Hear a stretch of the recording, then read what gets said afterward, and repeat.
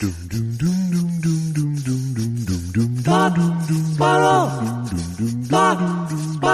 2 Jews, 2 mics, 2 hours, starting now. Don't even adjust it then, right? If you can hear me, everything's good. Okay. I can't hear you, but I assume everything's okay.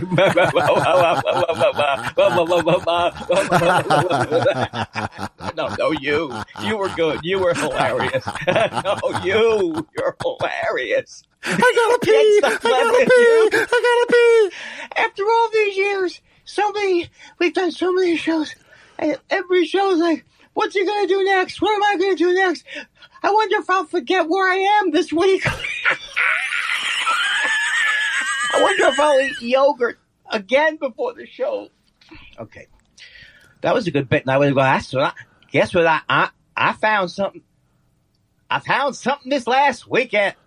I found something that we hadn't seen in God damn. Who are you doing? I'll tell you. Go back in for the cotton candy. The cotton candy grapes were so great. I finally had a dose of cotton candy grapes, and I'm going to go back. I went back, and they were all out. I can't do the voice, but they were all out. But I had this one batch that made me go, wowza. Wow. What's going on? I thought you specifically said table grapes come in November and December, and you said that's it. No, they come at different times of the year. Boom, boom, table grapes. Green muscatel, red I'm a sucker for any of this. Yeah. Special flavor. This isn't just your regular grape. It's a varietal. Fruit stories are like one notch almost above having TCM on your TV at all times. Well, the thing is that's nice about you is that having heard you say that, I can't have TCM on anymore. That's a nice thing. You about can watch specific things. It just can't be your default. You can't hear. Well, no, because for a long time I hated anything that reminded me of the movies I'd seen a million of that I couldn't take anymore. So it's like anything that was like, "Hey, I'm going to the war, sister." Oh, switch that off. Yeah. Well, and everybody seemed like they were overacting back then. But they were not overacting. Now I know better. Your impressions are all overacting. But yeah, really. That's true, see? Just because Edward G. Robinson acted like that doesn't mean anything. Even he wasn't over the top like that, see? So, the things you did find in the 30s movies were mismatched performances sometimes. Yeah. Well, like the guy said at the Academy Awards last night, which I think it was Christopher Nolan. He said, we've only been doing... What are you doing? I do it every week. I do it every week, too. That's the thing that's sad about it. Is this, are you reclining for Passover? What is this? No, I don't know. I don't like this. I don't like that. And I don't like this. And I don't like anything. So Christopher Nolan said... Get a chair, huh? This is an interesting point you bring. I dropped the mic out of exhaustion. Christopher Nolan. We've only been doing this. Yeah, 100 he years. said the movies have only been around for like 100 years. So imagine if you said that about music or other art forms that have been developing. So I thought that was interesting. I know you did not watch the Academy Awards. No, I did. I watched most of it. I watched every single second of it. We watched it live, so I could tweet. In the old days, I would have had the ability just to tweet. Just like Trump. Okay, now, I thought that was great. Wasn't that great? It was fantastic, absolutely. When he read that Trump thing. Now, here's the thing. Do you want or care or even are concerned with my updated take on Jimmy Kimmel or maybe the first take we've had on the show of what does Andy Kindler think of Jimmy Kimmel? Do tell. Okay, At first, I didn't like Jimmy Kimmel because I hated Adam Carolla and I didn't like the Man Show and I didn't like anything about Adam Carolla. He also frightened me because his fans were like Howard Stern fans could be, except he's not Howard Stern. Uh-huh. So, I had no interest in Jimmy Kimmel. I didn't care about the Man Show. I didn't care about the remake of the Man Show. And, I even had a thing at Montreal once where the guy Daniel Callison, you know him? Mm-mm. He's like a producer with those people. He's been a producer on different things. Yeah. He said, "I heard you're talking about Jimmy Kimmel. I heard you talking about Jimmy Kimmel," and then it's like I had been mad at Adam Carolla for his anti-union thing, right? Like he had this anti-union thing. Meanwhile, Susan was talking to somebody, to Daniel Kellison, without knowing it. She was saying, Andy loves Jimmy. He can't stop talking about Jimmy, how great he is. But she didn't do that to help me. She thought it was true. So that was all of that. And then at one point... But let's put it in the context that this was 30 years ago. Is it that long? Ish, yeah. So he at one point... The Man Show was certainly 30 years ago-ish. Yeah. And when he first got his show, so he actually invited me on his show at one point, but I felt to do a similar thing that I was doing on Letterman, which would not be good. No. Okay, so what I think about him is, all of that is very personal, and who cares? But what I think about him is, I've been watching his show too. Like just generally, when we don't like anything else, we put our talk shows on in the background and wait for the guests, right? And he wouldn't call himself a great stand-up. He doesn't, I don't think he's like delivers jokes that hilariously, but he is funny. There's something funny about him, and he seems to have a good sense of humor. So I think he actually, for what he wanted to do, because I know Letterman was his hero and everything, for what he wanted to do, he kind of had made his dream come true, to have a little clubhouse like David Letterman. So, and I love his politics. I love his politics. So I felt like he also was able to deliver jokes without as much of the Ricky Gervais, I'm going to tell you, don't know the voices, I'm going to tell you the truth. You can't handle, all that kind of garbage kind of delivery, right? So I thought that, but there still seems, okay, so anyway, I think he's funny. I don't think he's hilarious, but I do enjoy watching his show every once in a while. And I thought that the show was in many ways great. I was really excited about it, but I really started to see how this, maybe ABC hosting it might have some kind of influence on the proceedings. They go into Abbott Elementary School, which is not a school, but I watched it after the show to see if I'd like it again, because I know there's good people on there. All of a sudden, they go from the Academy Awards to Bradley Cooper, who's walking in on Abbott Elementary. Oh, I used to go here on the old days. So it's all of a sudden this cross promotion, and this show, Abbott Elementary, probably could be a funny show if it was allowed to be a show wasn't on a network, or trying to be on a network, or a network wasn't up their ass trying to make it a network show, because they've accomplished exactly what is horrible about TV. Stunt casting. Lisa Ann Walters. I don't know if you know Lisa Ann Walters. I know who she is, but you know who she is? Yeah. Okay. She's chewing scenery. And I caught her chewing the scenery in a couple of scenes. And so it's like, who is advocating for this over the top cartoonish thing? It's gotta be the horrible concoction of ABC sitcoms and trying to save the death of the network, and trying to delay the death of the network sitcom. I know that I was over the top, but I'm I feel like you're putting way too many eggs in the special post-Oscar episode basket. Absolutely. Yes. As always. I have no horse in this race when it comes to Abbott Elementary. I haven't even ever watched it, but well, I think she's funny. The lady who's the lead. Who's the lead. There's funny people on the show. Yeah.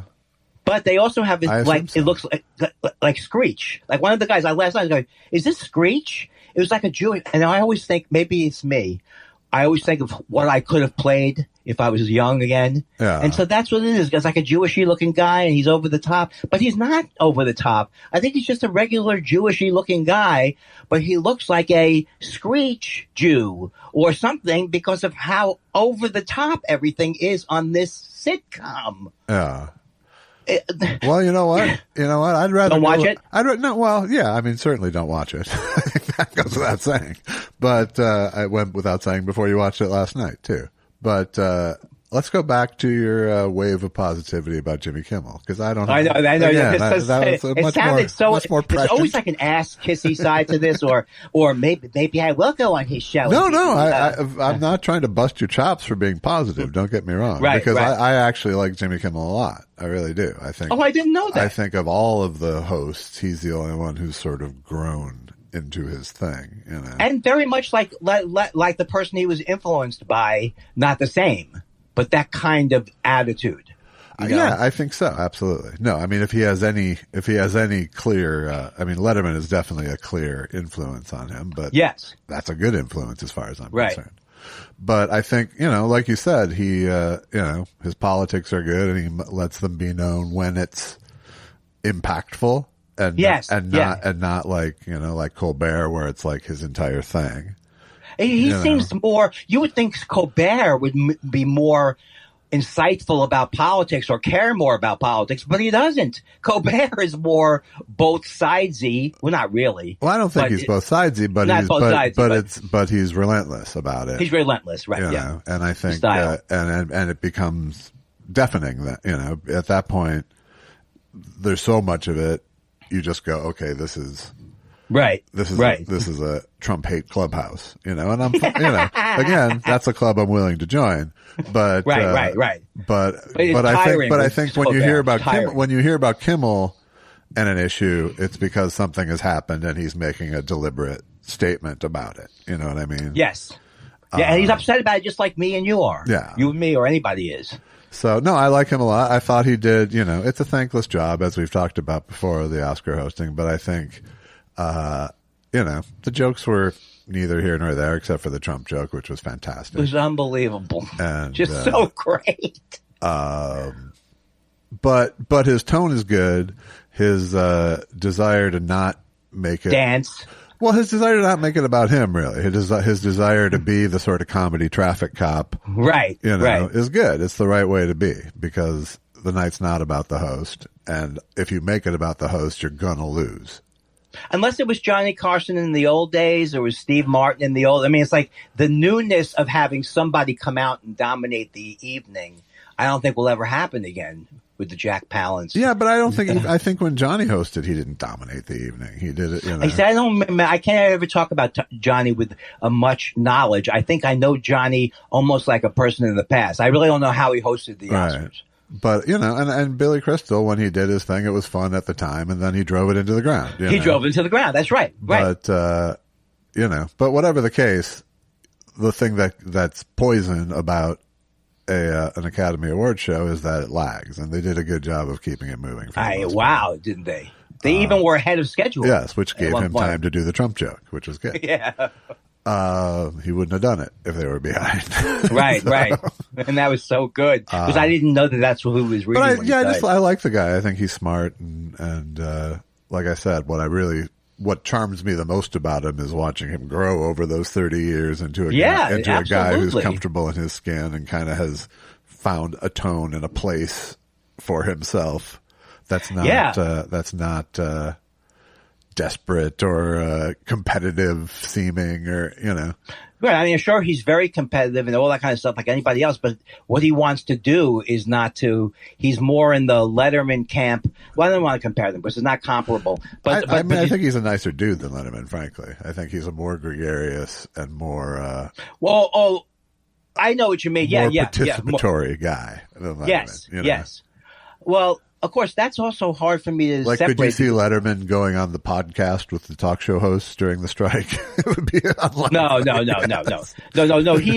He is well, a lot of that has to do with, it's hard to compare, you know, it's hard to separate Letterman from the fame he had, because he got famous so fast that he really couldn't, like, I always not joked, I always said, really couldn't go out and do these bits that he used to do, that he did love to do before people recognized him. Being a TV star in a 3-network world was a different deal. It's a different, right. He used to do things about how people would come up to him in the supermarket and they go, one goes, Phil? No, I'm not Phil, or whatever it is. Now, Paul, I've been on the show for a long, long time, right? I should be able to get a better recognition than Phil. So I don't do his stuff well. What am I going to do? Oh, but let's talk more about Phil, other Paul. stuff. He called me Phil. Yeah. Thanks, Phil. This year, I was more prepared than I ever was for any year to watch the Academy Awards. In the old days, you want me to hold? Sorry, no, I had a spam risk. In the old days, I had to manage. We would go to, what's that? I had a spam risk I had to manage. Phil Roosevelt used to have the thing every year, right? So it was fun, but it's like you're competing with the other people and you're trying to be loved. And maybe I was always angling for a series regular job. Yeah. All right, so, but you don't get to watch it in those parties. You really get to not watch. If you're going to go to a Academy Awards party, you're not watching the Academy Awards. So we loved it this year. We watched it all the way through comfortably, like people, and had seen some of the movies. The movie that we didn't see that I wanted to ask you about was, we started to watch it, but it frightened us, was Poor Things. Yeah. So then we never watched it, but now everyone's talking about it. And it's like I thought, is this like a Frankenstein thing? It starts out like a Frankenstein thing. I think it is like a Frankenstein thing. Right. So if you just watch the beginning and you think it's going to get more like William Dafoe-ish, scary, then you miss the whole point. So you saw it, and what'd you think? No, I have not seen it yet. Oh. Why have you not seen it? Just because I didn't get to it yet. I do want to see it. I do want to see it. And so I had seen that. I saw Rustin, which I thought was a great movie. Yeah. Here's what I say. I don't want people to think that when I give these reviews and things, that I know what I'm talking about all the time, because I think they've pretty much. Okay, they know that. So I think they've incorporated that into their. Right. So I wanted to add on to my Life with Beth. I finished the series, and I will say this: it's Life and Beth, isn't it? To make the word play work. What did I say? Life with Beth. With. Yeah. That's so stupid. So stupid. I'm a stupid person. No, just trying to clarify. So that you're stupid. So there were some episodes. I mean, there were some things that they went over the top. It was very ambitiously done.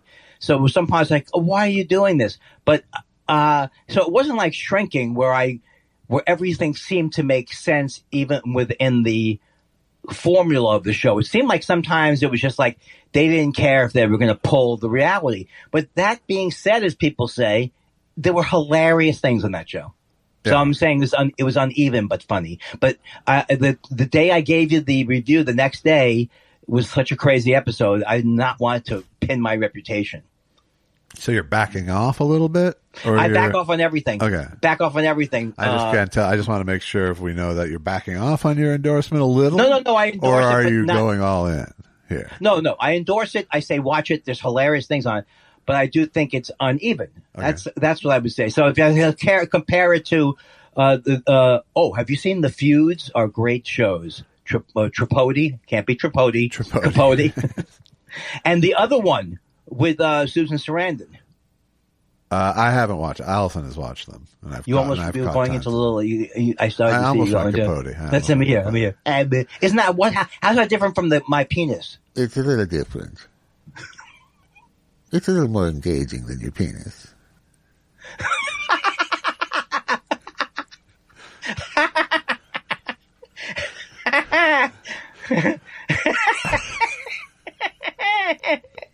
You know, it's so amazing to me that we started to. We watched the movie Gone with the Wind on a wedding night. I don't know why we want to watch it. And she said it's a little more engaging than your penis. I should have picked a movie that isn't an awful movie. Really. No, but it was. I think the fact that it was super long and she was trying to do it. I think that was good. Yeah. Unlike your penis. But why would she have to say that? Hey, Andy, come here. I think I found something more intriguing than your penis. First of all, a penis is not intriguing. Well, okay? It depends. No, what is your... Oh, I see you're trying to enter me through my thigh. That is intriguing. Wow, that's good. I went too gross. Well, it's too implausible to be graphic, really.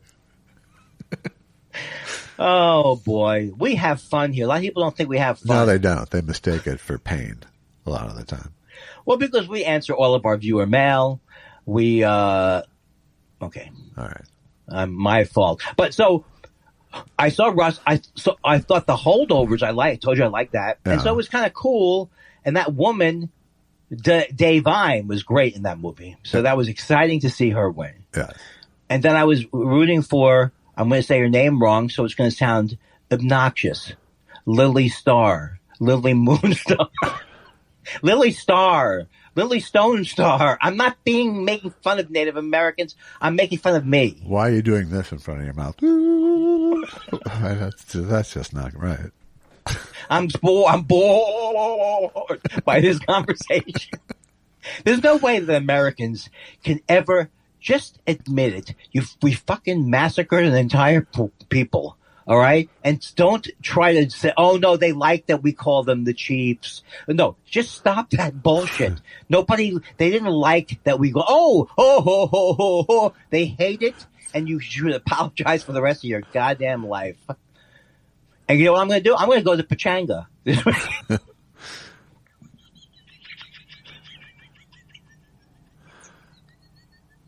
Can you imagine someone? That's a Native American casino for those of you outside of California, just so you can get the joke. So with people Morongo, you know what I'm saying?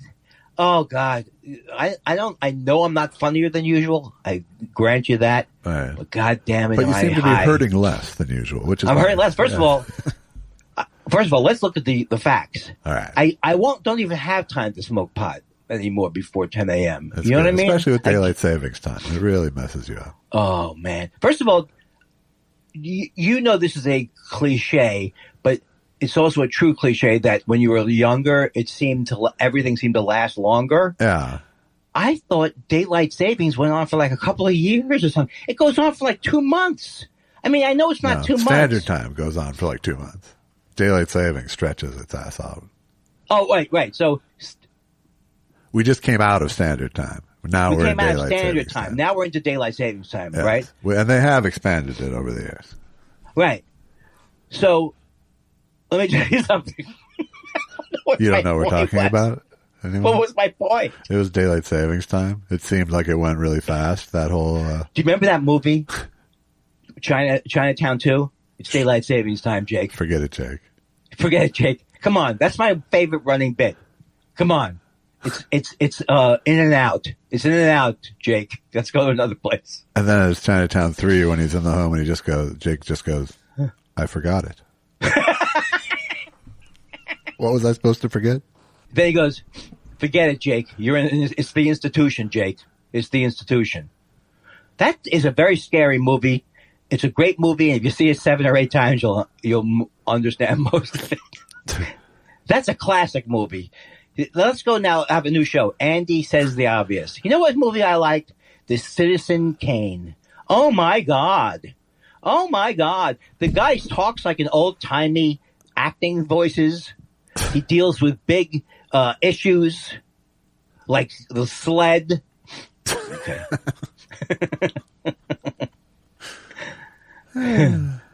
Now what else?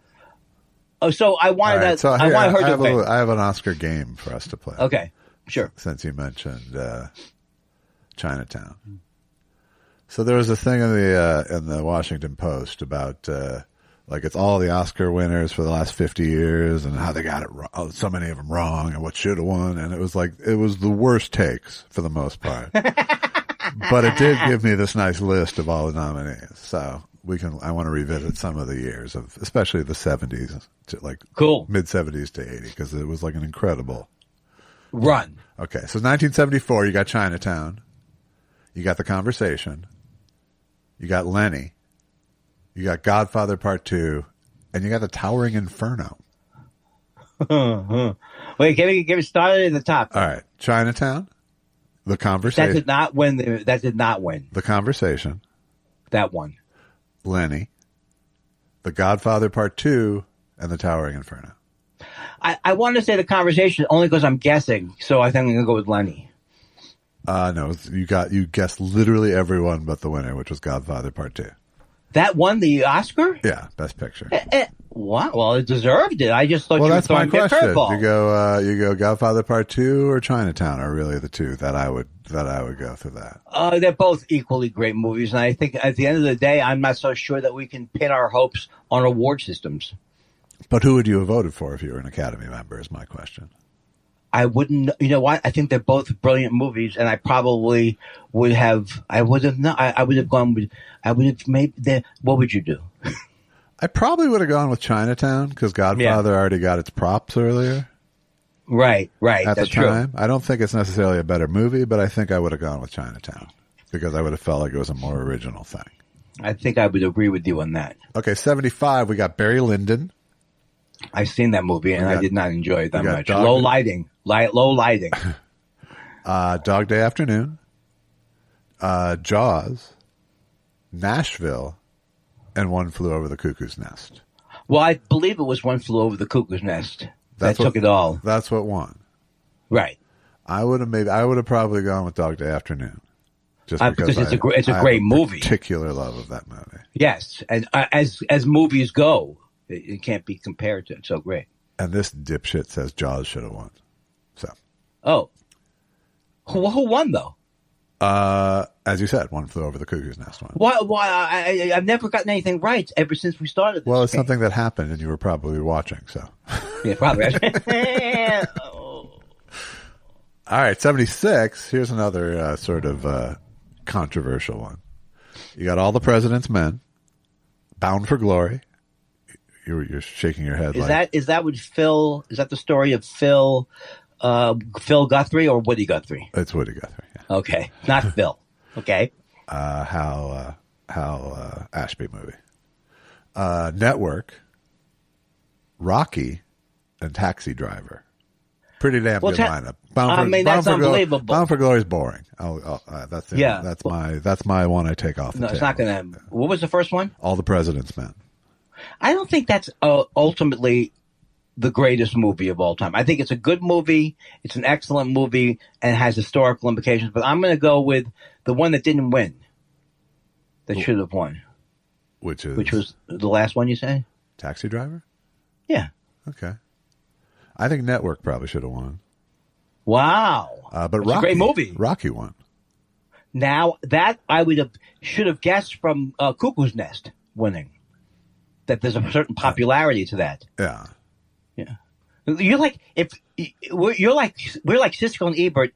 If the one guy looked at the other guy like, are you fucking? Do you understand the topic we're on? That's what it's like. That was just like, no, I just didn't see the connection between Rocky and Cuckoo's Nest. Really, I didn't see why it follows that Rocky. Towards the end of the podcast, Josh started to really get scared. I knew I was getting into Dangerous Drift just by putting lists in your face like this. This is like I'm trying to sneak in a little. I like this. Trying to sneak in a little mental sharpness exercise. Remember when the doctor told me, I said, so do I have to get checked every year for the dementia? Oh, yeah, you get checked because the chances of you getting it increase exponentially. Now, here's 77, a pretty shitty year, I would say. Okay. You got Annie Hall. You got The Goodbye Girl. You have Julia. You have Star Wars. And you have Turning Point. Well, this is first not of all, fair I've never seen The Turning Point. I have seen it. Yeah. It's with the lady who went to lived in different lifetimes, Sherman McLean. Shirley MacLaine, yeah. I said Sherman McLean. Sherman McLean, yes. Yeah. Well, this I happen to know because I'm a Woody Allen aficionado. Right. Of course, we know that movie won. Well, and I think he didn't go there, and I didn't see The Turning Point, but I think it deserved to win. Annie Hall was an original and a great movie. Right. Yeah. I mean, he's a sack of shit, but no, let's not. Hey, as you know now, I've decided to not defend him anymore. That's good. 78. 78 is a heavy year. I'm not agreeing with him. I'm sorry. Very heavy year. We got Coming Home. Great movie, but heavy. Yeah. Deer Hunter, also great movie. Kind of a downer. Kind of a downer and a little bit controversial. We have Lighter Fare with Heaven Can Wait. A very funny, good movie. You have Midnight Express. Very dark. That very dark movie. And An Unmarried Woman. Unmarried Woman with Jill Clayburgh is an excellent movie. It is indeed. And I recommend it to Paul people. Mazursky at his best, perhaps. Doesn't it seem like I was a little bit more with it then? That was good. No, I was really like, wow. I'm like, this is my time period. He took the most obscure one and said a fact about it. It was fantastic. Oh my God. It's just like the meeting that you have at the hospital. Look, we know he did good with the movies. As my father would say. He's having a good day. As his father would say about people like Andy, he's a low-grade moron, right? But he seems to be... Yeah, see, that's where your dad and I differ. I think you're a high-functioning moron. Okay. I'm ready for more quizzes. All right. Oh. So you're enjoying this, kid? Yeah. The Deer Hunter won, by the way. And I think it's hard to say it didn't deserve that. Except that it was so horribly only our enemies torture kind of was what you came at. You wanted to torture, you wanted to go to Vietnam after that movie. I really did. And get into a Russian roulette contest. Oh, I can't. Those are movies I can never watch again. I'll watch the early scene with, you're just too good to be true.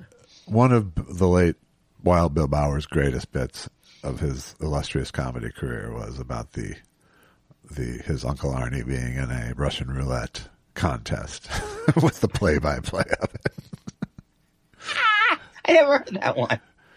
He's very nervous. You can't blame him. They're playing for over $500 in prize money. 1979. Mm-hmm. An eclectic year, but solid. All That Jazz, an underrated movie as far as I'm concerned. Historically, obviously it wasn't underrated in its time because here we are. All That Jazz, Apocalypse Now. Wow. Breaking Away. I loved it. Kramer versus Kramer. And Norma Ray. Those were when movies were, well, Norma Ray I don't think is as good a movie, but I bet that's what won. No, Kramer versus Kramer won. And that was a great movie. Can you hold on 1 second? I have to do something. Yeah. Like, you know how you said that with you sometimes? I have to do something. I'll be right back. All right. I'll tell you when I get back. Okay. Boom.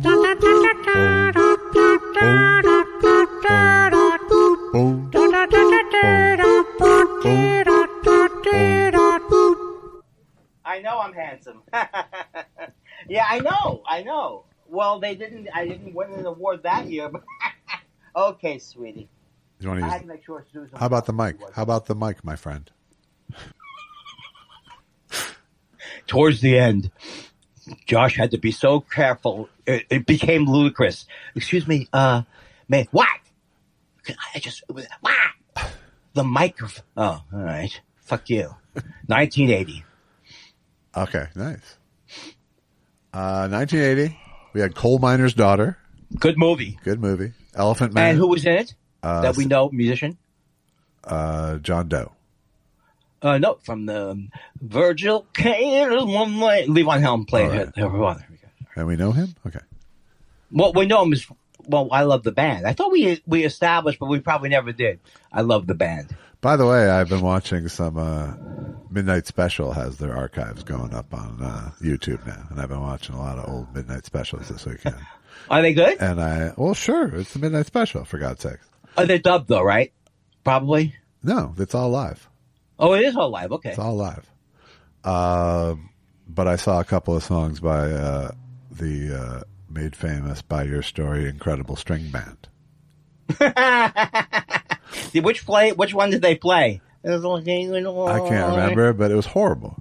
It's a horrible group. Psychedelic, Scottish psychedelic folk music? What the fuck? You know what? One time they went out and they said, the guy goes, what do you think? Oh, it's an incredible string. It's incredible string band. It might be the most incredible string. Like, it's just incredible how many strings there are. Nobody ever said it was good. It's just amazing. 12-string guitars, 24-string guitars. And did they have a nice performance level? No, not really. It was, kind of what you'd expect a psychedelic folk. I want to make that documentary.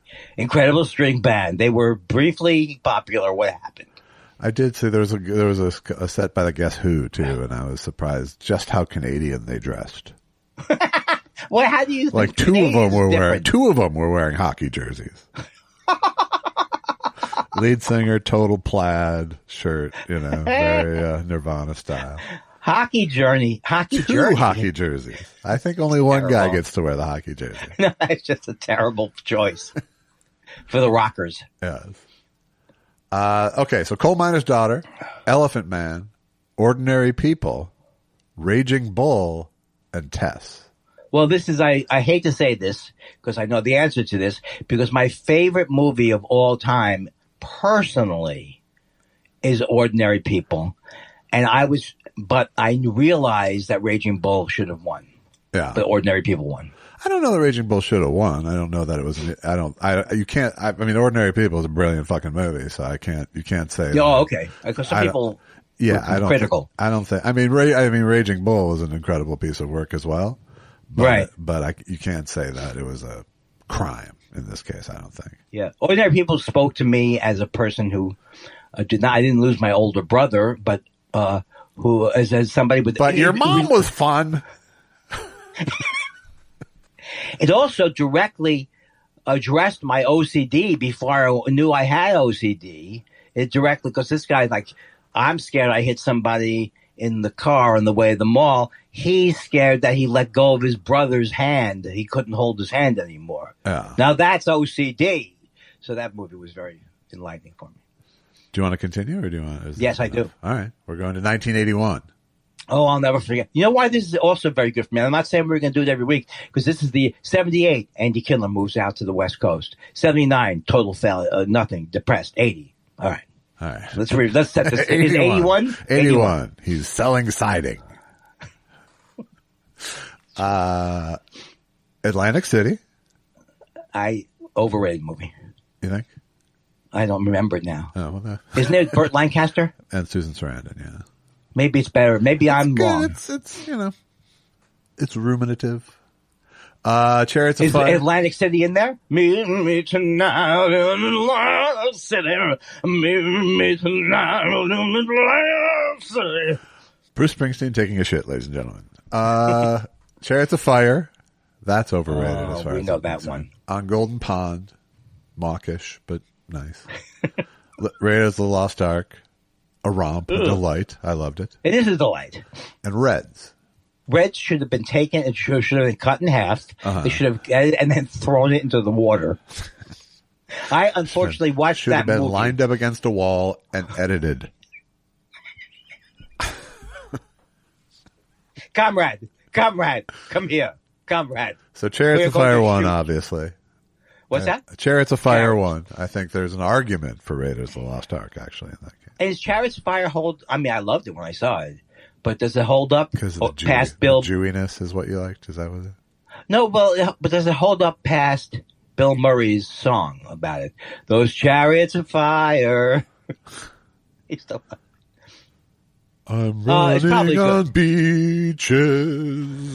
I'm running real fast, but I'm in slow motion. Is that a true story? So the shot will last. Is what true? I think it is. Chariots of God. I think it was Chariots of Fire. You mean? Come on, focus. Is it John We're already Williams? in the 80s. Come on. Is it John Williams? It was not. I think it was Vangelis. If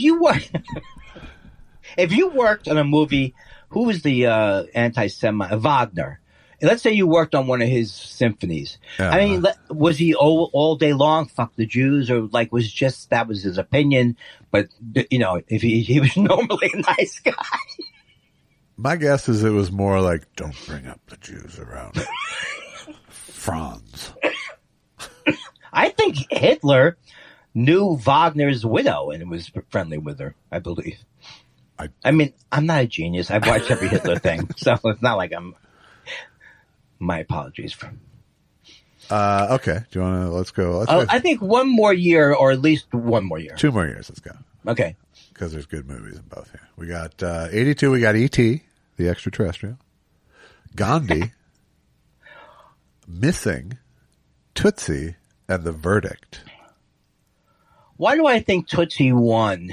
Tootsie did not win. Start from the beginning again. E.T. the Extraterrestrial. That one. It did not. Oh my God. Gandhi, Missing, Tootsie, and what's Missing? Missing is I saw it too. That's why I know. Jack Lemmon. Yes. Good movie. And I want to say Sissy Spacek's in it as well. Yes. Gandhi won. Wow. Which I saw in the movie theater. As did I remember, with my parents, in fact. It was a great movie. It was a great performance, I thought. Not enough war scenes. Yeah. And I've quoted the Ben Kingsley quote about it before, which is, of course they loved Gandhi in Hollywood. He's everything they wanted to be. Thin, tan, and moral. Is that Ben Kingsley? Yes.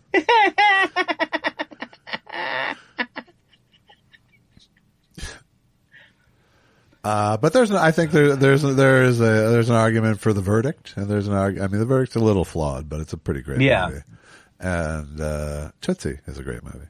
Yeah, and I thought Tootsie would. Well, I love Tootsie. I don't know if it would hold up in the wake of all the women dressing as men movies. Men dressing as women movies. It holds up but it's absolutely dated. Yeah, don't like the close up. Don't go so close. Like that's the most hilarious joke now. Back off. How do you feel about Cleveland? All right, let's go with 1983 as our final. Okay. You got The Big Chill.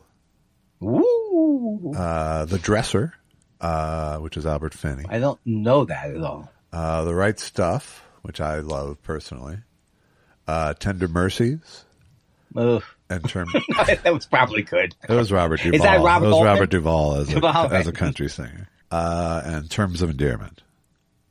I think Terms of Endearment should have won. What was the first one? The Big Chill.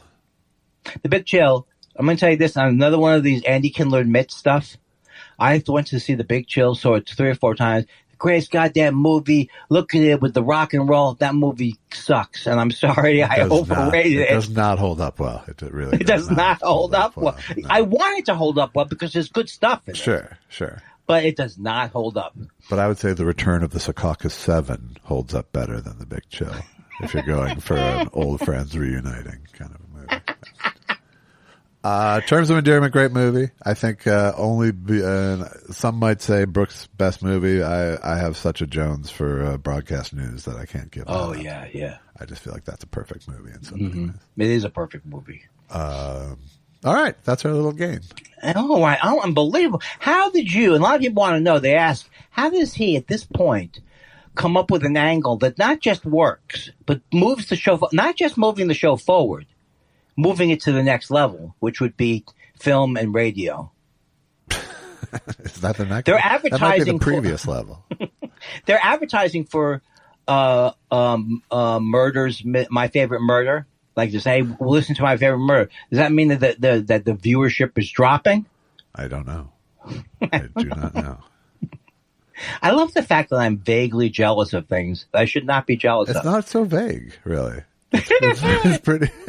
But here's the thing: only because pretty well-defined jealousy you seem to have here. Right, only because I have a complicated, not a complicated, like a sexual, but I have a strange relationship with her over the years where I've had an anger, love. So, don't you have an anger, love?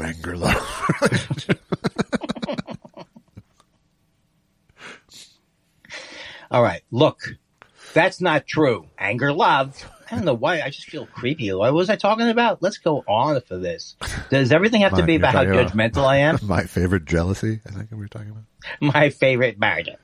Well, because I told you, we've had arguments over the years, Karen and I. So I think that's one of the reasons. We had arguments over certain things. So like, then you can start to see the jealousy. But I don't have of course I'm glad she's doing great. Of course. Right? Yeah. I mean, that is true.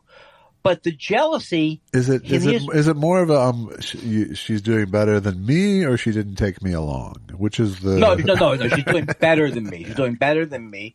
Which is it's like the thing about it is if you place any belief in any of these, like I don't want to call them self-help books and stuff, but like we talk about your core beliefs or your wounds or your shame. these things, like, if I didn't have a twinge of I'm angry at that show, it would be I'm not understanding. In other words, I have a wound that goes way, way back of you're not good enough. You stink. You're not good enough. And so whenever that wound, and it's not realistic because there's plenty of room for me, plenty of room for you, plenty of room for Karen. It's not a realistic. There isn't actually room for me, it turns out. Right. But you made your own bed. And so sleep in it is what I'm saying. I feel the same way. So I'm just saying jealousy in general. It's like, if I think of like Seth, if I think of Seth Rogen, I can't even remember why I was going after him, right? But when I think back about it, I think of everything with fear. Like, I hope it's okay with him now still. So have you done any sets last week? Did you do any sets? Can I ask again? I was going to do a set.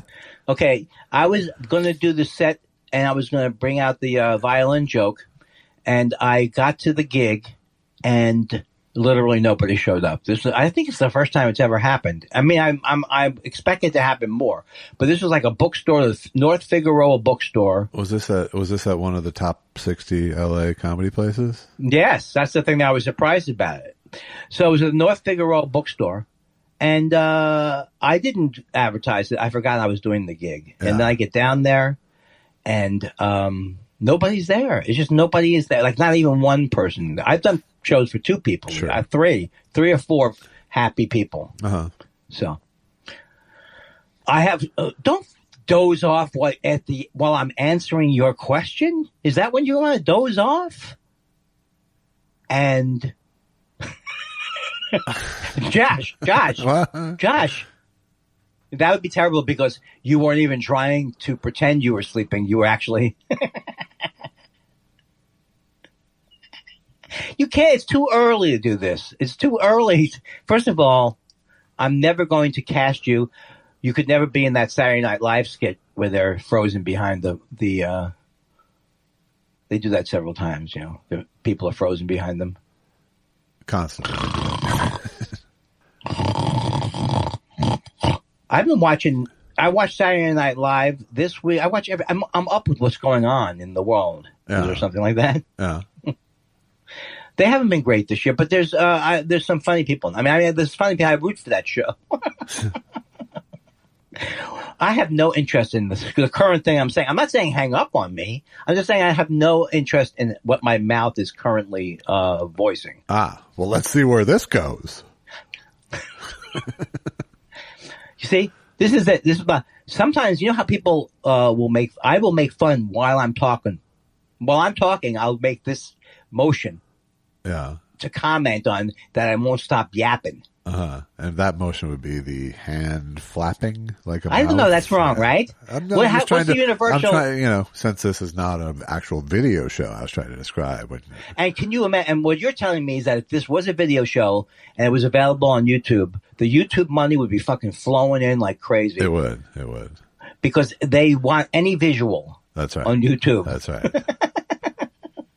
It doesn't seem like a viable. They want you wiping yogurt off. Why did I miss that? Do I? Oh, I don't have yogurt. No, that's how you started the show.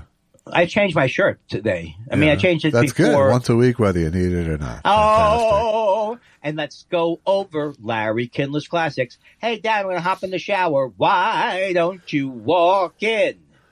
It's easier. That's a bad joke. And it's especially bad when your dad sings it like a lounge singer. It's weird. Yeah, it's really that was like, why would he choose that? Dads aren't usually so meta. Right, but he did have that one fantastic song about Andrew David Kindler is an ugly, disgusting swindler in the morning. Andrew David Fat Nose is an ugly, disgusting brat nose in the morning. You know, I used to think he was a wordsmith and a rhyming Simon. He wasn't rhyming Simon. I used to think that he had come up with this review, which was loved him. He would say this all the time. Loved him, hated her. And he would say that loud. And then we would go, that's a famous review that someone once gave. And I don't know, is it a famous review? Was it something he came up with? You could never, mostly they were not things that he came up with. Right. He was playing. He was doing playback. Playback. Right. But he did them as references, kind of. My dad would do some of that, too. Yeah. My dad would throw in like an Uncle Tanoose or something like that occasionally.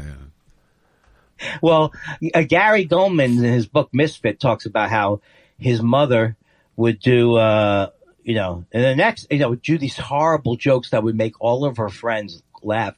It just drove him crazy because they were just hacky jokes about next time I'm going to get married for money or something, whatever the thing was. And I just love the idea that he'd be steamed that his mother is hacking it up at his expense because everything was about his mother. Yeah. He had a very close relationship with his mother. That's the other way it can go bad. Right. I did not. I didn't even know my mother was around. Right. I can't get rid of my mother. She's, she's here every second.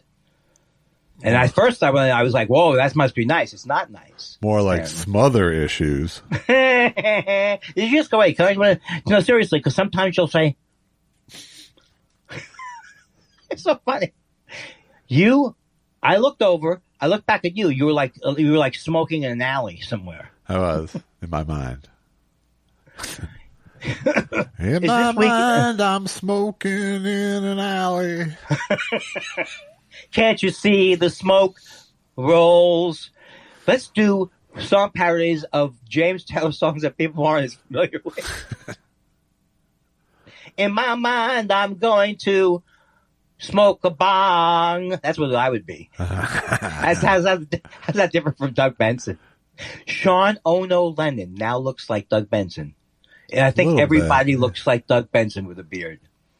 Sean Ono Lennon has his own weird thing going. Yeah, he's got his own thing going. He's very privileged life. Bum.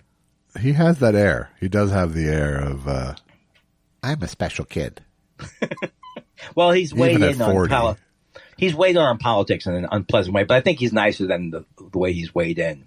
Yeah. He's like one of these, it's too politically correct, everything's too woke. He's saying everything's too woke. Yeah. But that's just like you just only hear. And then he did that song, Imagine There's No Wokeness. It was inappropriate of him, I thought.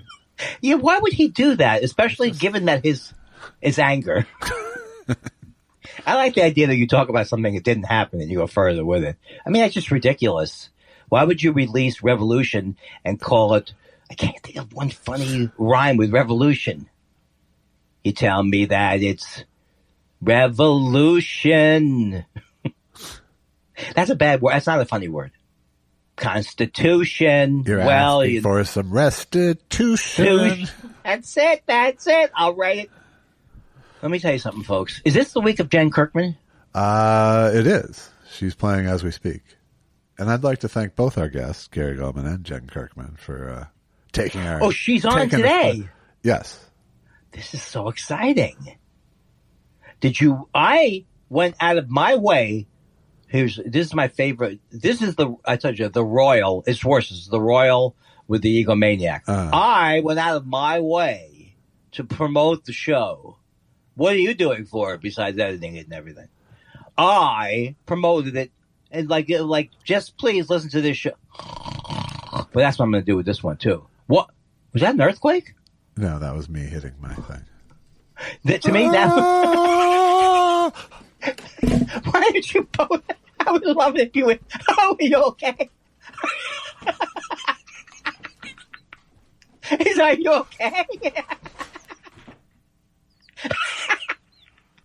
It was a shaker. So after any earthquake, how do we trust any of the footage? Don't you think millions of people say, oh, get the camera. It's the earthquake. Knock over those shoes. Do you love when you're watching the local news and they go, if you want to send in your video, send it in to video, and we'll send my fucking footage of the drizzling outside? Is that what you're telling me? Are you watching the Weather Channel again, Andy? No, we were watching local. Did you hear that? I imagine it may not have been as loud around your house. that thundered the other day. That was because you're a few blocks away. What was really funny is I had a friend over, and we were literally like 15 minutes before that storm talking about how there's no thunderstorms out here. How I miss thunderstorms from the Midwest. And then there was like really one of the most thundery thunderstorms I can remember. Wow. Now, here in LA. That did freak out the doggies, right? It freaked out Lucky more than Cody. Yeah. Lucky was just Lucky when there's thunder or stuff like that, she glues herself to me. Oh, if I walk, she is there. If I leave the room, she's with me. And sadly, these dogs don't realize we're no help if something horrible happens. It was Clyde, the late great Clyde. The thunder would have just fucked him up big time. Oh, he would have freaked the fuck out. In fact, remember when you were going to move to Oklahoma years ago, and Allison said, "Great for the music scene." You said, "I love it for comedy," but then you were worried that there would be too many of tornadoes. Alley, yes. You were waiting very patiently for that joke to end, or not joke, or but materialize. Yeah. Right. I've been wanting to X you. Do it. But I keep but I think. Well,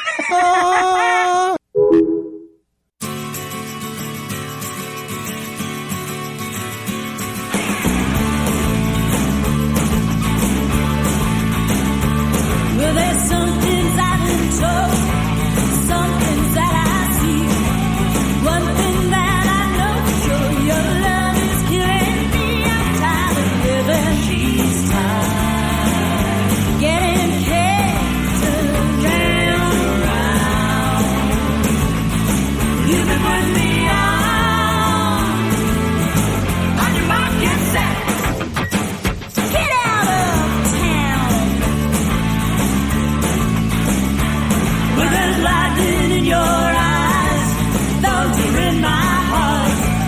When the storm blows over, you're the one that'll fall apart. I'm tired of living. She's tired, getting kicked around. You can put me on your mark, get set.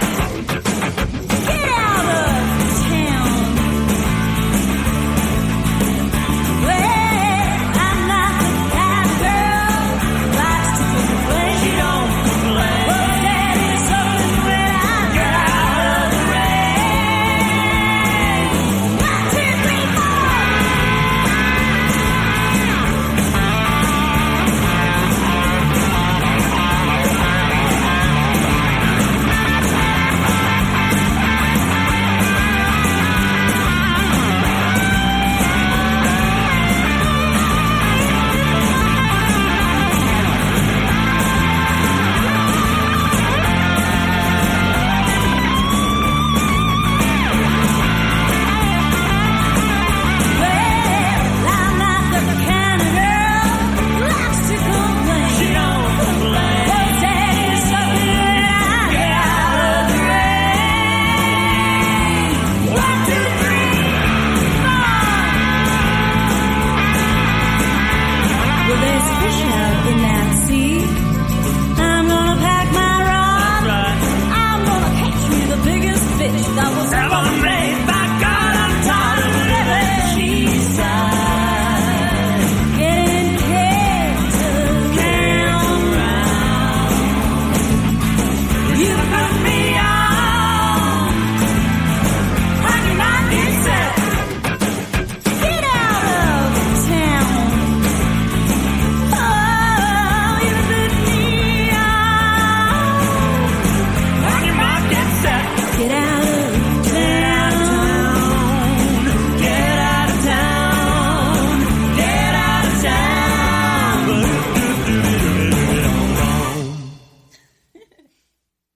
All right. How are you? Good. You know, I know that I've always pitched you the idea of doing a show about just the technical stuff behind the show, because I know people love that. Right. You know, because Phil Rosenthal. We were saving that for our Patreon extras. Is it really called Patreon, the way you said it? No, but I was going for fluidity and hoping you'd forgive me. But you know, like Phil Rosenthal God damn it, I had a funny joke and I had a whole bit to go into. But you had to stop and nitpick, you piece of shit. Oh, you stupid, unfunny man. You know, funny people don't start and then stop immediately. Oh, so, yes. How could I forget this? Our great show, Behind the Scenes, you know, how you operate the equipment. How do you do a podcast? And I was said on that show, the reason why I couldn't get to my Apple was because I answered the phone, but my screen had I guess it's not that good. But I could work on it more. But I liked the joking on your own vomit ending. You went that way. I was just coughing, dry heaving. Oh, okay. Which was the name of my third boop, boop, boop, boop, boop, boop, boop, boop. I didn't solicit questions. Did you solicit them? No, I thought we were taking a little the hell with that. When you started into this delightful, what's your favorite? Here's the rails. Here's Andy. Wah! I just wanted another opportunity to tell people to kiss my ass. That's all I was looking for. Maybe we can make just that a segment. Dear Josh and Andy, Andy's not very attractive. That's not a problem. But if I was so unattractive, I wouldn't talk all the time. Thank you for not doing a video show.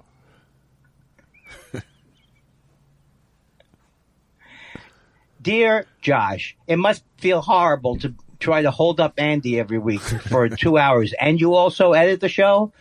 I am a very funny man. I would like to audition for the part of idiot. He ain't heavy. He's my co-host. And would you say that we're auditioning the idiots today? We're going to do idiots for the show. See, that's where we go off the rail. Yeah. That's what you don't want to do. That's not you. That's not me. No, it's a little nail on the head for me, personally. I'm just glad I'm never going to have to hear that droopy impression again. God, that was terrible. You know, I think I can make faces of somebody who can do an impression. But not the full impression. I think that was a fish, actually, you just did. Now, this is when people hear this, are you already going to be away or something? Or what are they going to hear? Are you going to, they won't, and you won't hear it, and this is when they hear it. And can you tell people where you're going to be? No, you'll already be up there? Oh, that's right, because you're doing it this weekend. What the fuck? Sketchfest. Sketchfest. No. Sketchfest. I'm not going to Sketchfest. Well, why did you say you had to do it Wednesday this week? I thought you had to leave town. Because there's other reasons to go to San Francisco besides Sketchfest. Well, why did I even pretend that And I told you my reason a couple of times. Oh, I can't believe that you told them. I can't be that forgetful. You're going up there to scout locations for your next documentary? That would be awesome, but no. How could I forget this? Is it family? Oh, bar mitzvah. Bing! You know what? I think I forget things like a bar mitzvah easy. Yeah. You think, is that it? Yeah, because I can't imagine you and Allison. I have a problem with Jewish rights. No, but I just can't imagine you and Allison going, oh, I can't wait 2 more days till we head up to the... No. Is this going to be a fun time for all? I hope so. I mean, I'm not putting a whole lot of stock into it being a lot of fun, but I feel good. I feel good about being a part of the family for a change. Is the kid 13? I presume so. Is it a boy? I've only met the kid a couple times. Yes, it is. Oh, well, this is going to be a chance for you to dominate your time with him for the whole party. I hope Uncle so. 5 cents, Uncle Nickels. He's into film, so I could be the exciting cousin. Oh. I could be an exciting cousin. We'll see. Right, and then if he's into films, that means he's going to do something filmic when he gets older. Maybe. I think he has the support behind him, too. Oh, okay. Well, that's good. Why did you say that so seriously? Like I don't know. Why are you? I'm trying to create. You just talk like a normal person. I think you just talk like a normal person because I can't. Okay, stop it. Oh, I don't feel good internally. My personality is starting. I spoke to my therapist about this. I said my personality. I often, after I'm done with an interaction, I feel like chest pain. I went to the emergency room. They said, no, that's just anger and bitterness and envy and jealousy. And I thought it was something physical. Are you going to? As you said, I'm afraid we're out of progress. Are you going to go sightseeing? Are you going to go to Mill Valley, Sherman? That's the area. That's the area I'm going to be in. Is the Mill Valley area. Let me ask you a question. Do you know anything about this? Are you familiar with the Spanish explorers and the Franciscan monks? Do you know anything about them? Intimately. Did you know that San Francisco was the 5th largest textile manufacturer at the turn of the century? No, either do you. And have you ever wanted to visit Sausalito? Sausalito, a small fishing village north of the Golden Gate Bridge, nestled in lovely Marin County. More importantly, home to BJ Honeycutt. That's, when I used to watch MASH, did I watch MASH before I came out here? Probably, right? In the 70s, early 70s? Yes. Okay, so I had not seen San Francisco, but I started to attach B.J. Honeycutt as a San Francisco man. Yeah. That was my limited knowledge. I also learned everything about the Korean War from that show. Everything. They had time. That was an anti-war show made about Korea, but made about Vietnam. Meant to be about Vietnam.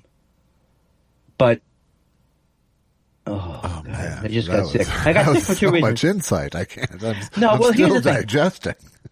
For most of my life, I dined out on the fact that we were victorious in World War II and we went against the obvious evil man. You dined out on that? Meaning I dined out on that. As American, we're Americans. Yeah.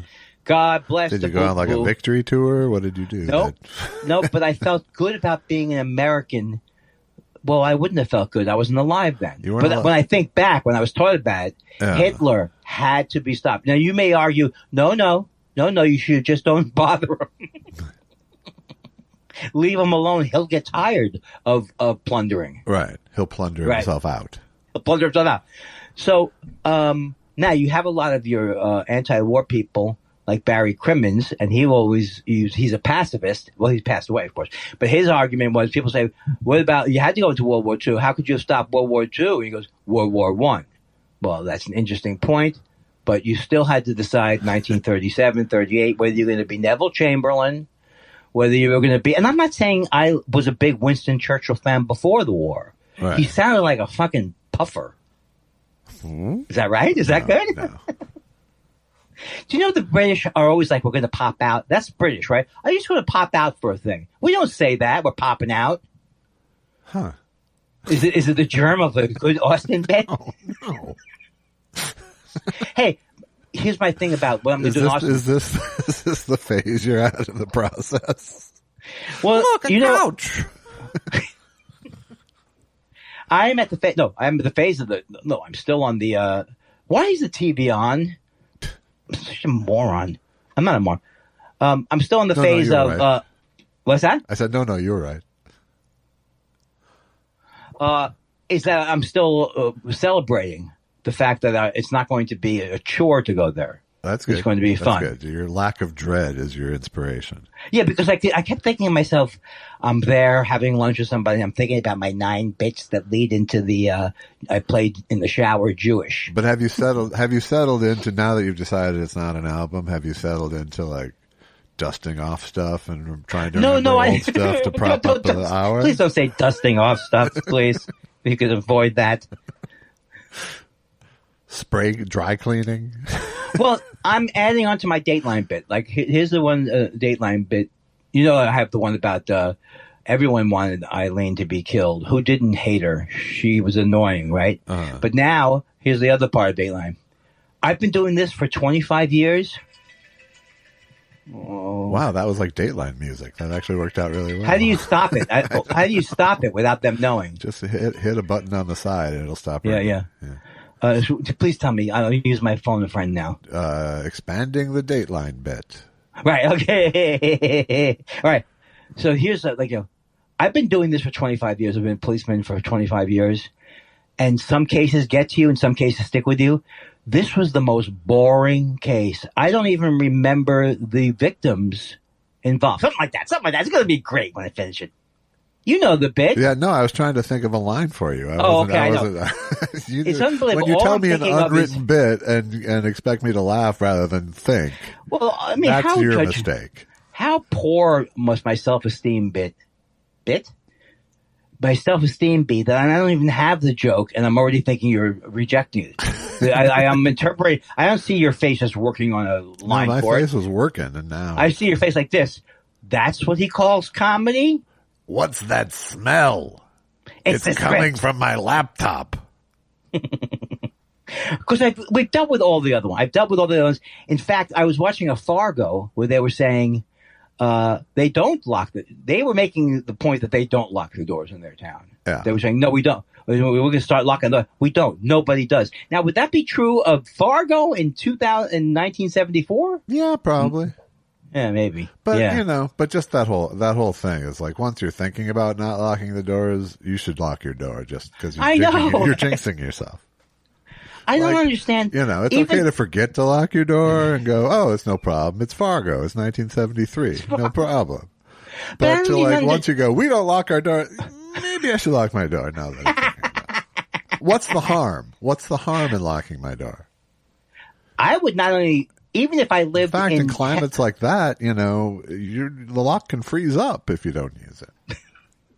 Well, I would love to live in a town that the doors are always open.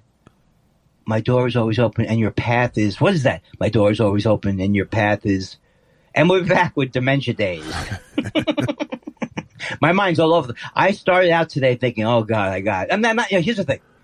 My self-esteem is always, you'd think at this point, and before Austin, you'd think after all these years and the shows that at this point, I'd be equanimical. I bring a certain tone of equanimity to my act. Yeah. And then I wouldn't, all of a sudden, you'd think after 30, 40, 50 years, you go, maybe they're not, that maybe he has a pain in his back. Maybe he is getting a call from somebody right now that's telling him terrible news. Maybe it isn't, maybe every reaction in the world is not related to my act. Maybe not. Right. Especially the last 5 years. I would say there's been very few reactions to your act the last 5 years. I know. Nothing.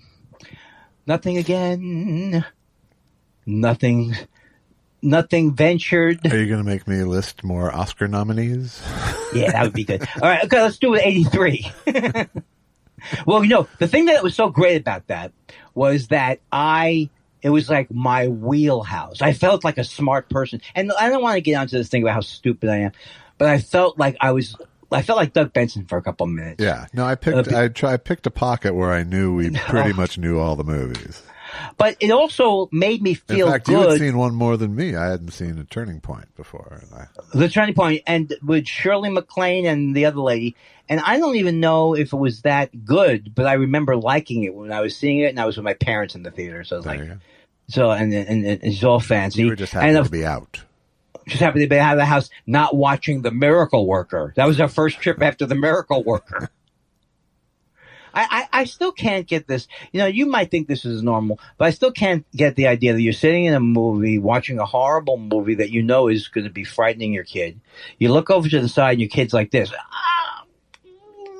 Dude, you don't had the same pull the experience kid with out? Young Frankenstein.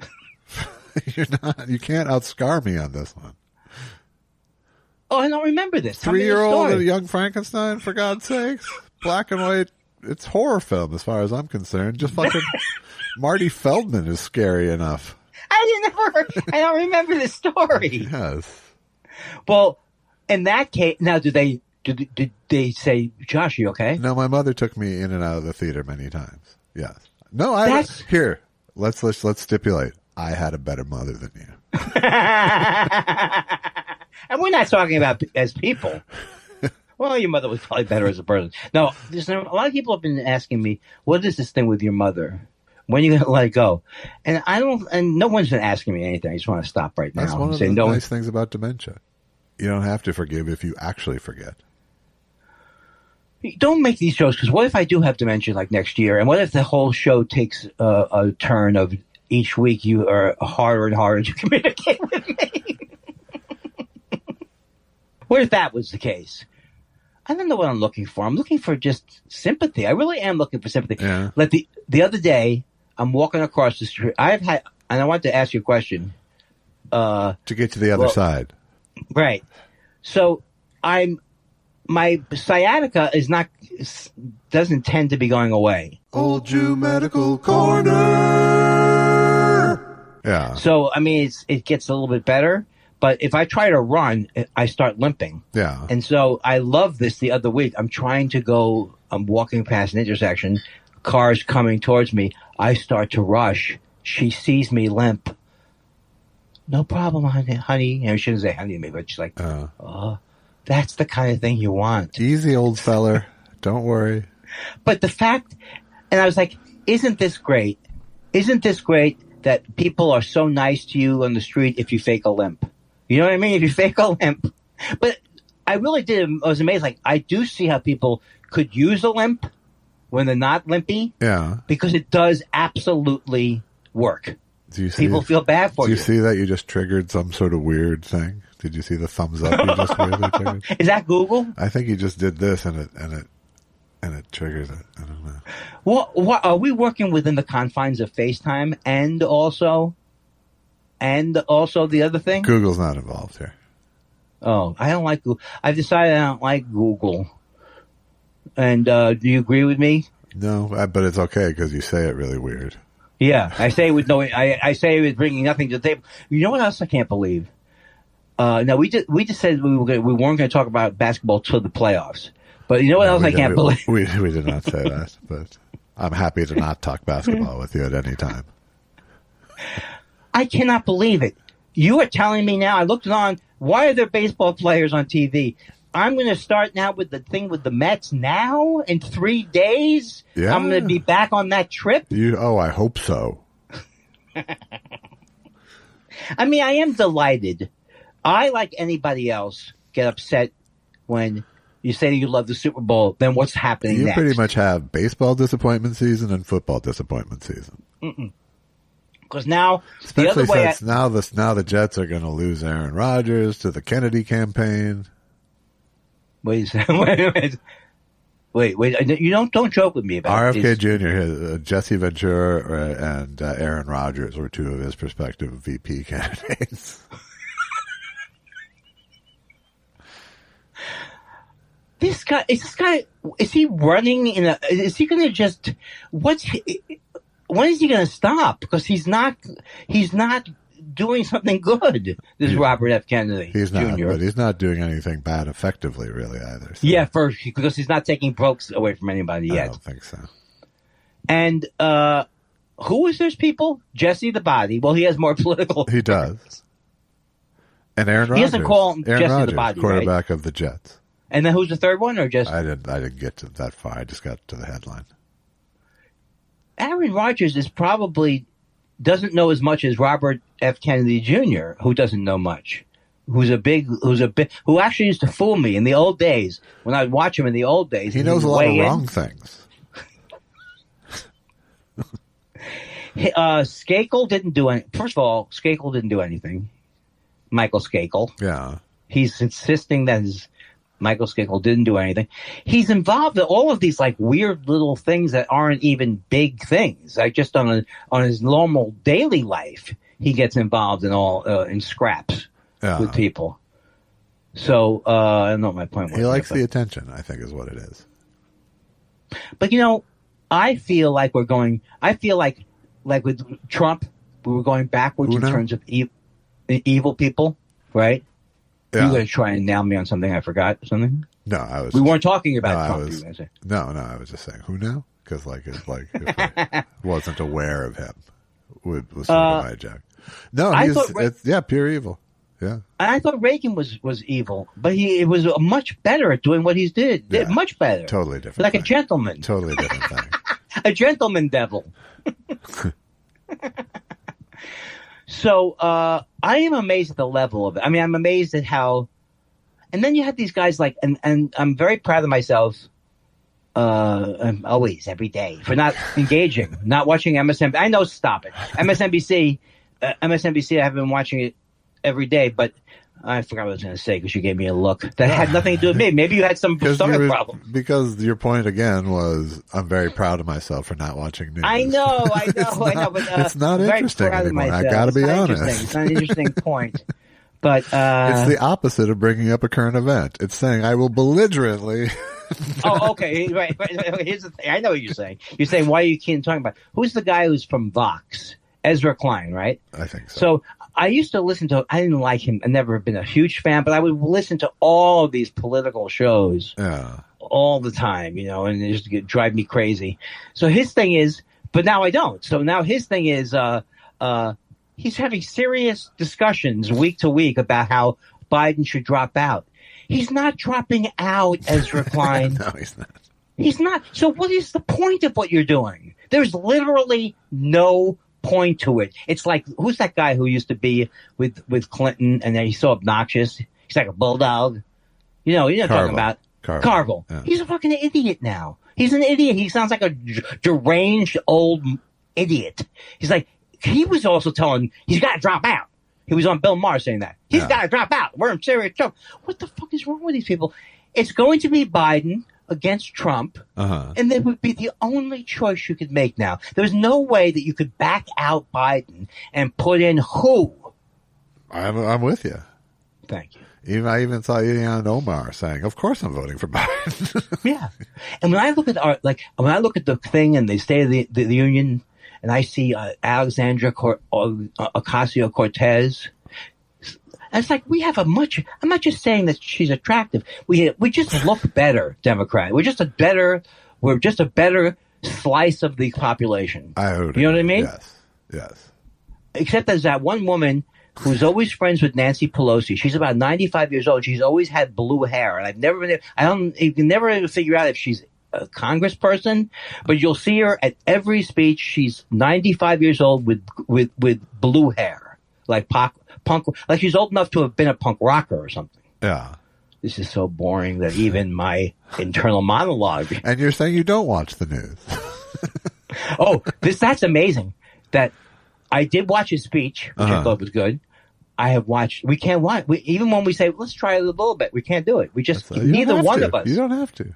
No, exactly. But I mean, I think, and the Ezra Kleins of the world, it's all, I mean, all of it is like listening to sports talk, It's exactly what it is. Yes.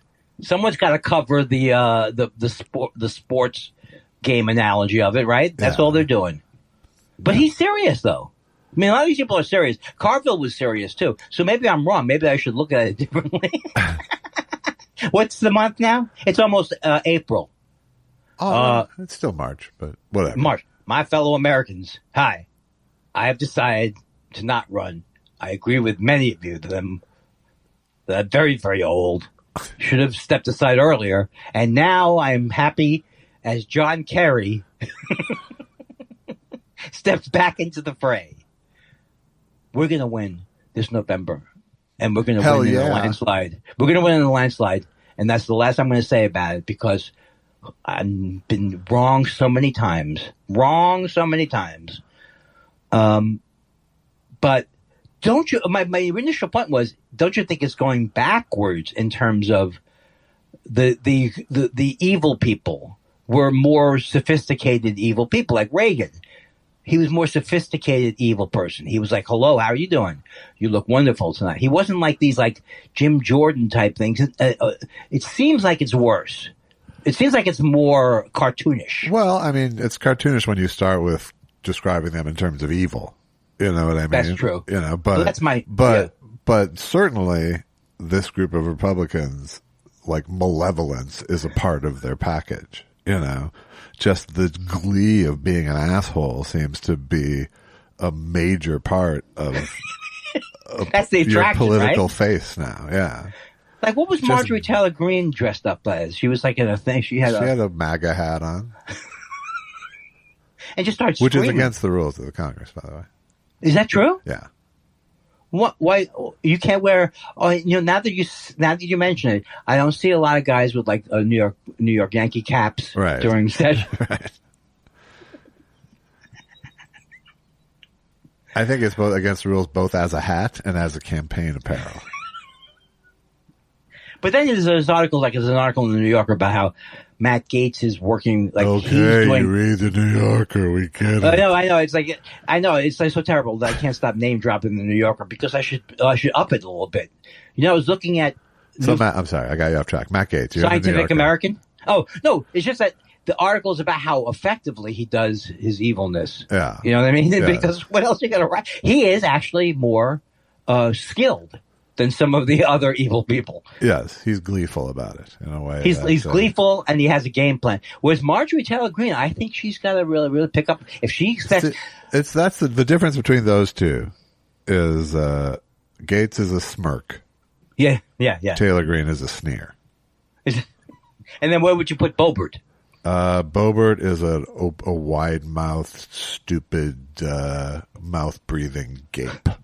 But is she also like a hippie, like a not a hippie lady, but like I'm kind of a, I'm not afraid to vape. Or doesn't she come off as a little bit like more hipper, like she was in Friends in the 90s? Isn't she trying to look a little bit like this is not your mother's? No, she plays as young white person. Trash, if that's what you mean.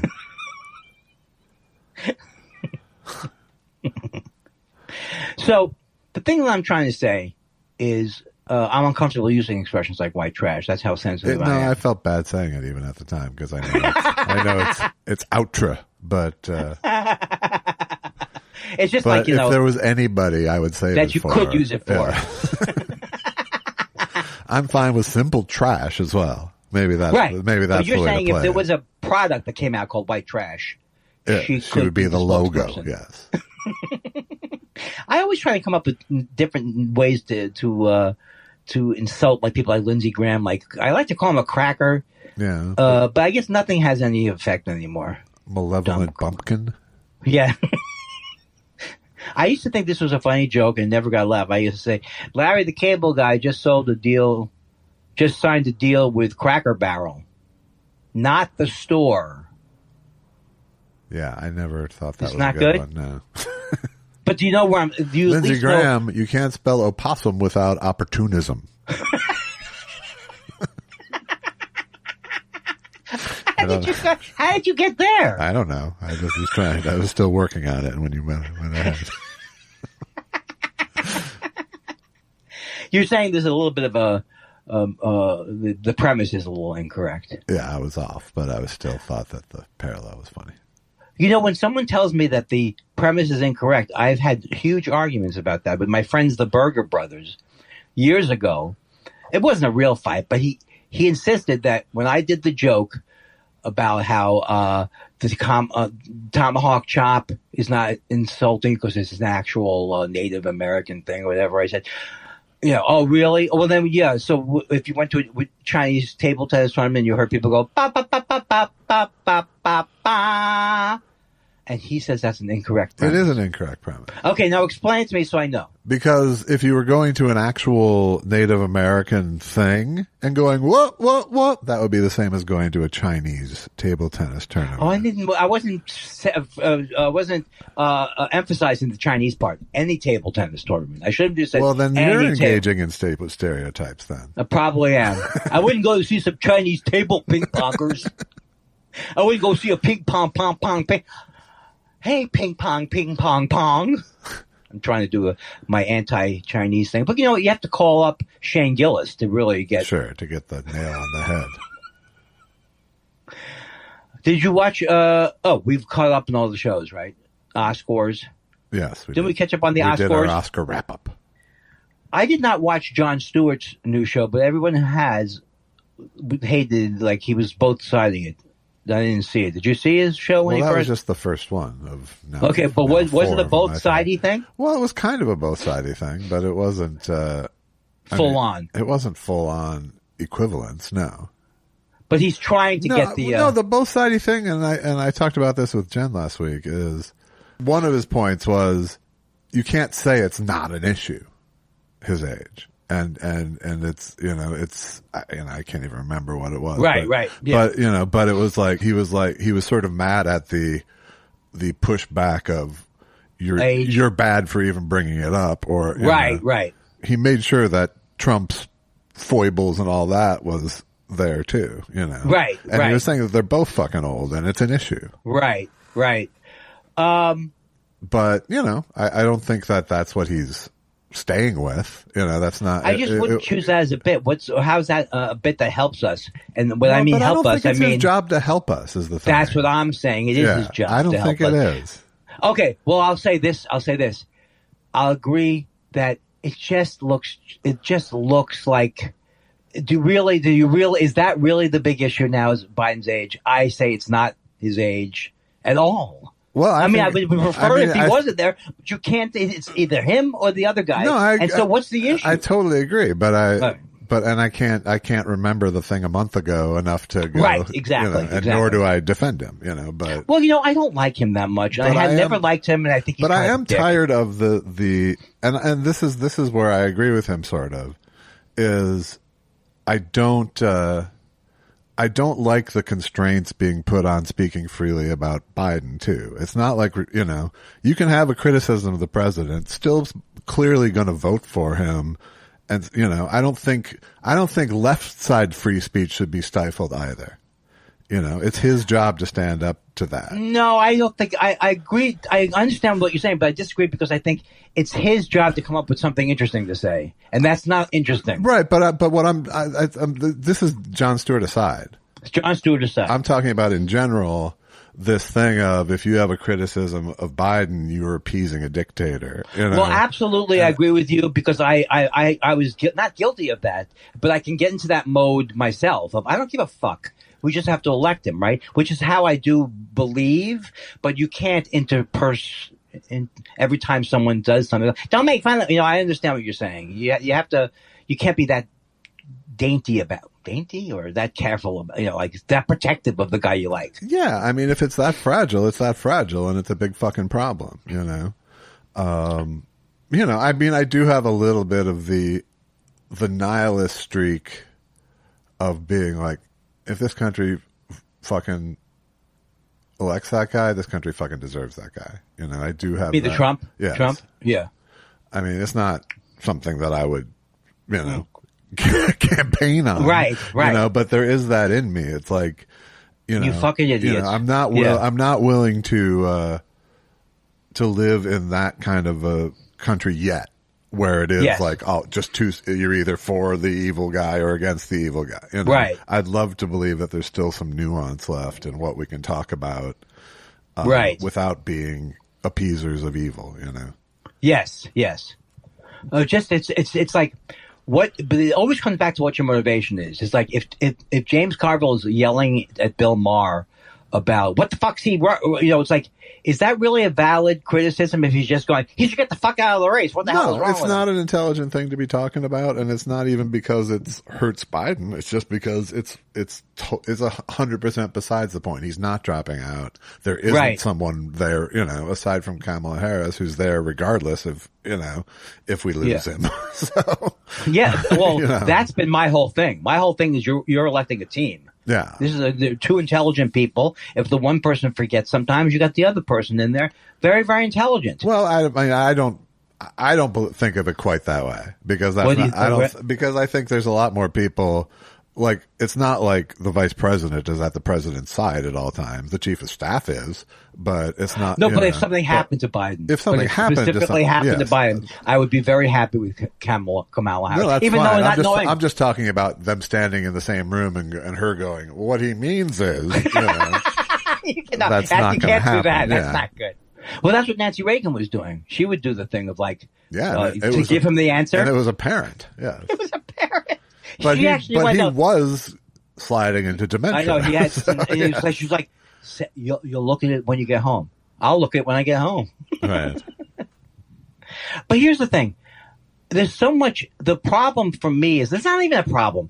There's so much bullshit. Like, for example, I don't have to tell you this, but that guy Hur, I don't trust his view of that Biden's a doddering old fool because he's a Trump guy. That's what he's. And so it's like when you get to that point, it's like I start to have white hot anger. Except I don't watch anything, so I don't get further with it. You can only go further with it if you start to watch the actual hearings. Yeah. Any congressional hearing is virtually impossible to watch at this point because of just the I know the naked agendaism. Well, I like Jamie. I think it's kind of always been that way, but it's especially again because there's such proud assholes now. It's worse. Well, it used to be that way because look what who's the guy who's in charge of the Reagan? He was in charge of the Congress. Newt Gingrich. That wasn't during Reagan. That was during Clinton.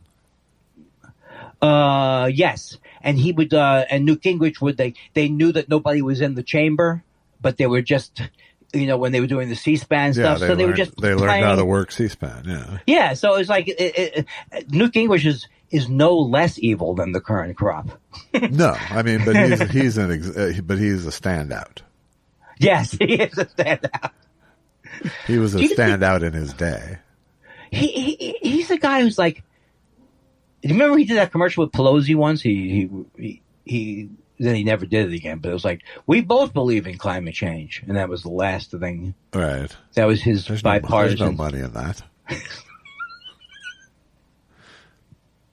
I don't like to say. I know. The other thing is like, I got tired of defending. I never liked Clinton that much when he first came in. He was the don't ask, don't tell, and all that stuff. But like, it's really hard to listen to him sometimes because he has such a pattern. It's like that pattern of there's nothing right about us that can't be fixed with what's wrong about us. Right. There's nothing hot about us that won't be solved by drinking something cold. No, he's like an 80s headliner, kind of. Like trying to play a modern club, kind of.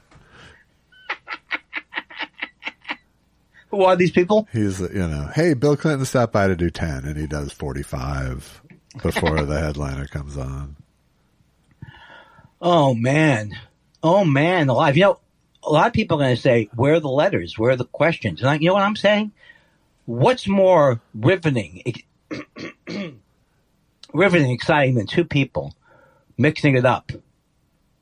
Oh, like I'm a sorry. man Was to I man. one of those people? I'm sorry.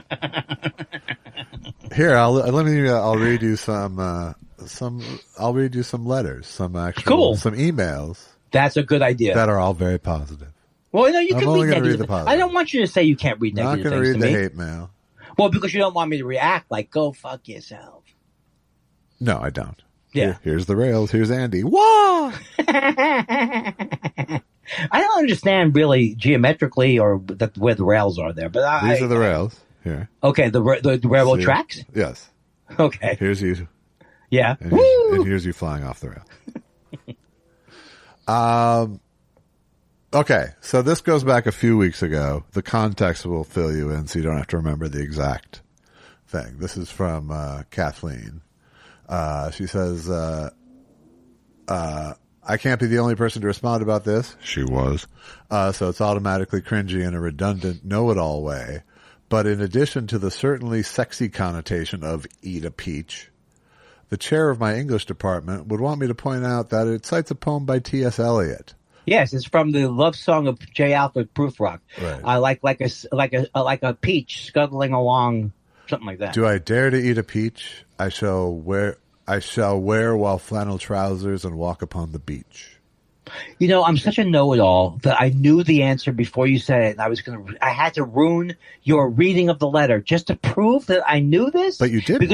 You knew the name. I you knew did the know it. Yes, but you didn't know it when we were having the conversation. No. I'll say it two ways. I just saw a documentary about T.S. Eliot. Okay. So I remember. But I absolutely remember it because it's one of the things we got taught in school. I do remember it at the time. So I remembered why they named it. Then I completely forgot. Yeah. My knowledge of T.S. Eliot is a wasteland. So. Well, also, the anti-Semitic people, I start to get nervous around them. He was a big anti-Semite. She finishes by saying, Dr. Suarez specializes in Southern literature, rock, and poetry, and the Allman Brothers. English degree holders unite. I'm looking at you, Kindler. Yes! Now, I feel, of course, like I'm stupid. Because I should have known it, and I forgot it. Well, but you rallied. I rallied, but I was embarrassed when I watched the T.S. Eliot documentary. I was embarrassed when I heard the actual thing of scuttling across the bottom of. There's also in the Woody Allen movie where he has I forget the name of the movie where he has the guy writing quoting the love song and then saying sounds hacky. Yeah. I never read any T.S. Eliot, and that's one of the times where I can go, dropped out of college to do a puppet show. Yeah, but that's the thing. It's like the stuff that you would have to have covered in college. It wasn't that much more that you need to go to college. No, I still do great at Jeopardy. I really do. You know, I've been thinking of watching Jeopardy again. It is fun every night. I used to watch it with my mom. My wife watches it, and I pop in. Oh, okay. Because I think that I'm going to watch it, but I can't do what my parents did. I find it hard to go through Wheel of Fortune that much. No, Wheel of Fortune is a waste of everyone's time. Because I don't even feel like once they get the thing, I don't feel like I wish I had gotten it, or it's an expression once in a while, or it's like, is it spicy? Who's taking over for him? Do we know? For who? Sajak.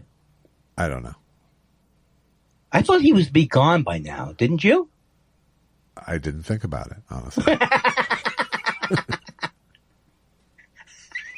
I like when I don't know anything about what you're talking about. So how did you feel about when they decided to cut the show down by 20 minutes? I don't know. Kevin Harrison says, Dear Josh and Andy, have you ever fallen for an email scam? If so, what? And if not, then what is the closest you've ever gotten to getting email scammed? I once followed a scam link and then gave my login credentials to a fake website, but immediately realized what happened and changed my password. Now legit people email me and I think maybe this is a real person, but it's not worth the effort of finding out. Well, I got scammed easily. I mean, the way I got scammed was just so terrible. Like, was the worst kind of like, hey, look, appealing to someone's ego. Yeah, don't you want to be verified? Yes, I do. Oh, that's right. Was that on Instagram or on Facebook? That was on Instagram. Okay. We'll verify you. I got unbelievable. I got, as we may remember, Twitter fished by, in fact, Gary Goldman he got fished, and that attached to my account. Oh, right, to your account. Yeah. That was annoying. Will you do me a favor? Sure. Because you know Gary Goldman. Right. You knew him. Yeah. And why would he be asking for a favor if it wasn't Gary Goldman? But it was a charitable favor, so it was one of those. Oh, yeah. So it's like, because I got some for Ed Krasnick. I opened up once. He goes, Ed Krasnick has sent you this stuff to read. He's not that prolific. Come on. He's not really. Right. This smells fishy. Yeah. Well, the one that I want people to be aware of that's very dangerous, that we almost got scammed on, is when they call you up and somehow they are engineering you into a thing where you're going to Zelle somebody.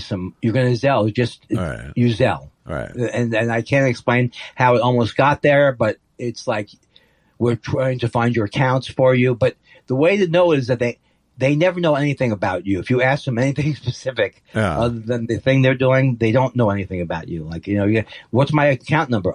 We don't have that on our end, sir. We don't. I can't see that. I'm trying. But Susan caught that one. The fact that you engaged that much was a little scary, frankly. Well, they said they were a fan. Like, I felt from that Nigerian thing because the guy said, I'm a fan of yours from Nigeria. I'm a prince.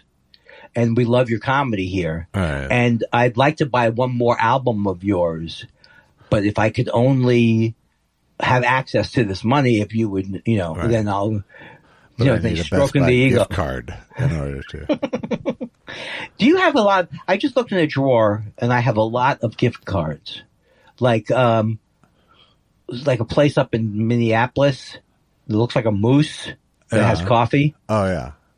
What is that place? I'm blank on it, but they have one at the airport. Yes, and I have a Google Caribou coffee. Yeah. I have Google card, $10 in Google money. Yeah. I have an Apple card, $10 in Apple money. I have a Daily Grill, $50 certificate to the Daily Grill. That's useful. I have Nazawa, not Nazawa. I have the pizza guys. Oh. The pizza guys. Who are those? The pizza place on Melrose with Nancy Silverton and. Oh, Mazza. Yeah. I have a $250 gift certificate. That's a good one. Yeah, but now I'm going to go back and go, it was many years ago, and they said it would still be good. They have to honor it. Should be good, right? Yeah. Legally, they have to honor that shit. Yeah. This has been good, Josh. Did you have another letter that you want to read? I do have a couple more. Yeah. Sure. I mean, now you've really worked on the show.